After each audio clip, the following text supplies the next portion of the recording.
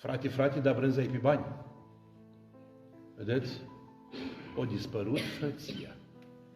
Ce al meu e al meu, ce al tău e al tău, sau ce al tău poate fi tot al meu, dar nu te interesează de ce. Și atunci ai stricat relația.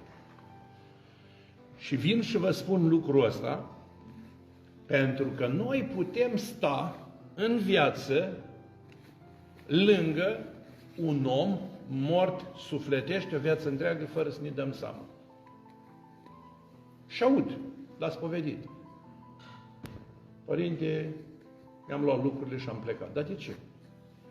Păi am făcut cu soțul casă, dar e pe pământul socrilor și pe acte la ei. Un lucru care din start a fost premeditat. De acolo îmi puneam întrebarea, de ce? Am plătit credit, dar creditul a plătit numai el pe numele lui de pe cardul lui. Știa de ce? Că avea nevoie de extrasie. Ca să arate că tu n-ai pus niciun bani. Deci, vedeți, astea sunt cauze și efecte din care când ochii minții sunt închiși și urechile nu vor să audă și mintea nu vrea să priceapă, tu consumi niște timp și energie gratuită și te trezești